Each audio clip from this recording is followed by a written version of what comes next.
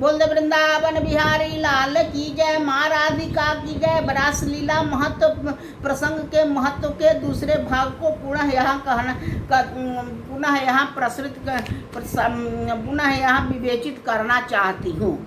इन गोपियों की साधना पूर्ण हो चुकी है। भगवान ने अगली रात्रि में उनके साथ विहार करने का प्रेम संकल्प कर लिया है। इसी के साथ उन गोपियों को भी जो नित्य सिद्धा है, जो लिख दृष्टि से विवाहिता भी हैं, इन्हीं रात्रियों में दिव्य लीला में सम्मिलित करना है। वे अगली रात्रियां कौन सी हैं, यह बात भगवान की दृष्टि के सामने है। उन्होंने शारदीय रात्रि को देखा, भगवान ने देखा। इसका अर्थ सामान्य नहीं विशेष है। जैसे सृष्टि के प्रारंभ में स अक्षत एकोहम बहुश्यामः, भगवान के इस ईक्षण से जगत की उत्पत्ति होती है, वैसे ही रास के प्रारंभ में भगवान के प्रेम वीक्षण शरत काल दिव्य रात्रियों की सृष्टि होती है। मल्लिका, पुष्प, चंद्रिका आदि समस्त उद्दीपन सामग्री भगवान के द्वारा विकसित है, अर्थात लौकिक नहीं, अलौकिक और अप्राकृत है। गोपियों ने अपना मन श्री कृष्ण के मन से मिला दिया था, अर्थात गोपियाँ जो थी श्री कृष्ण के प्रेम में इतनी पगी हुई थी कि ये स्वयं कृष्णमय हो गई थी। जोगेश्वरेश्वर भगवान श्री कृष्ण की यही जोग माया है, जो रास लीला के लिए दिव्य स्थल, दिव्य सामग्री और दिव्य मन का निर्माण किया करती हैं। इतना होने पर भगवान की बांसुरी बज उठती है। भगवान की बांसुरी जड़ को चेतन और चेतन को जड़, चल को अचल और अचल को चल, विक्षिप्त में समाधिस्थ और समाधिस्थ को विक्षिप्त बनाती रहती है। भगवान का प्रेम दान प्राप्त करके गोपियां निसंकल्प निश्चिंत होकर घर के काम में लगी हुई थी। कोई गुरुजनों की सेवा शुश्रूषा धर्म काम में लगी हुई थी, कोई गोदोहन आदि कर रही थी, कोई सब लगी हुई थी अपने आप काम में, परंतु वास्तव में उनमें से एक भी पदार्थ चाहती नहीं थी।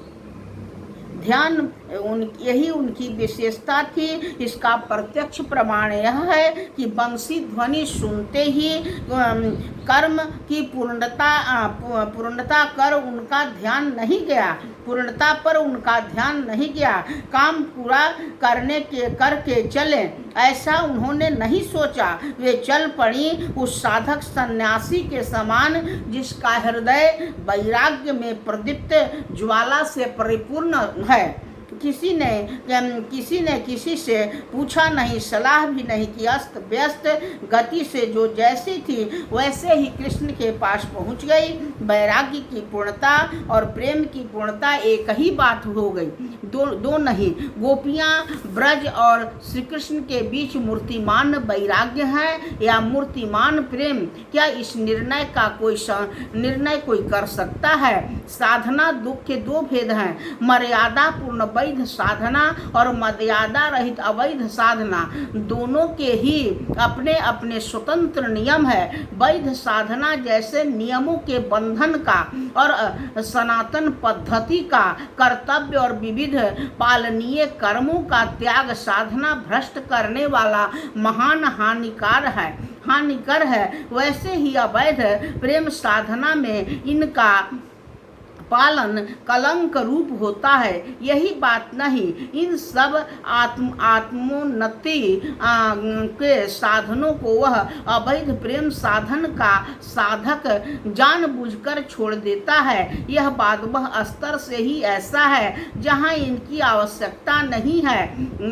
जैसे नदी के पार पहुंच जाने पर स्वाभाविक ही नौका की सवारी छूट सकती है। जमीन पर न तो नौका पर बैठकर चलने का प्रश्न उठता है और न ऐसा चाहने वाला या करने वाला बुद्धिमान ही माना जाता है। ये सब साधन ही वहीं तक रहते हैं जहाँ वह सारी वृत्तियाँ सहज स्वेच्छा से सदा सर्वदा एकमात्र भगवान की ओर दौड़ने में नहीं लग जाती। इसीलिए भगवान ने गीता में एक जगह तो अर्जुन से कहा है, न मे पार्थास्ति कर्तव्यम त्रिषु लोकेषु किंचनः नानावाप्त वातव्यम नानावाप्तम वातव्यम वर्त एव च कर्मणि यदि हयम न वर्तेयम जातु कर्मण्य ततिन कर्मण्य तंत्रितः मम वर्तमान वर्तन्ते मनुष्यः पार्थ सर्वशः उत्सीदेयुरिमे लोके न कुर्या कर्म चेदहं शंकरस्य च कर्ता स्यामुप हन्यामिमां प्रजाः सक्ता कर्मण्य विद्वांसो यथा कुर्वन्ति भारतः कुर्वन्ति विद्वांस्तथा सक्तस्य चिकीर्षु लोक संग्रहम 3:22 से 25। अर्जुन, यद्यपि तीनों लोकों में मुझे कुछ करना नहीं है और न मुझे किसी वस्तु को प्राप्त करना है जो मुझे प्राप्त न हो, और तो मैं कर्म करता ही हूँ। यदि मैं सावधान होकर कर्म न करूँ तो अर्जुन, मेरी देखा देखी लोग कर्मों को छोड़ बैठे और मेरे कर्म न करने पर ये सारे लोग भ्रष्ट हो जाएं। मैं इन्हें वर्ण संकर बनाने वाला, सारी प्रजा का नाश करने वाला बनूं।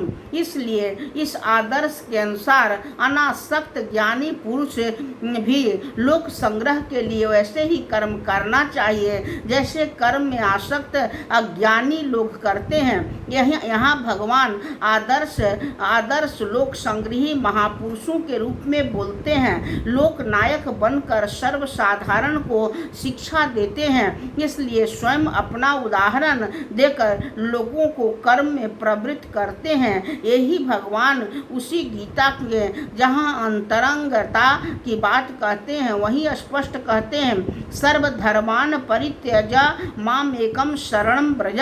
सारे धर्मों को त्याग कर तू केवल मेरी ही शरण में आ जा। यह बात इसके लिए नहीं है। इसी से भगवान ने 1864 में इन सबसे बढ़कर छिपी हुई गुप्त बात सर्वगुह्यतमम कहकर इसके बाद के श्लोक को कहते हैं, इदम ते ना तपस्काराय ना भक्ताय कदाचन ना चाशुश्रवे वाच्यम न च माम जोभ्यसूयति।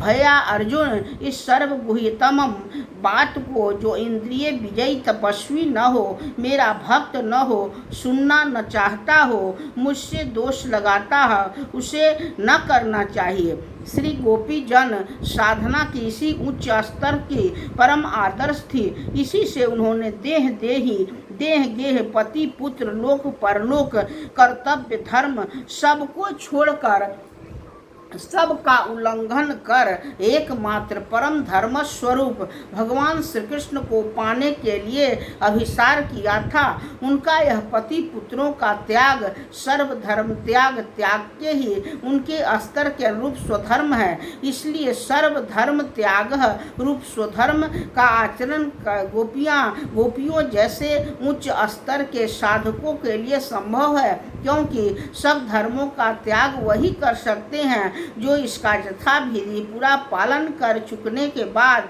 इसके परम फल के अनन्य और अचिंत देव दुर्लभ भगवत प्रेम को प्राप्त कर चुकते हैं। वे भी जानबूझकर त्याग नहीं करते।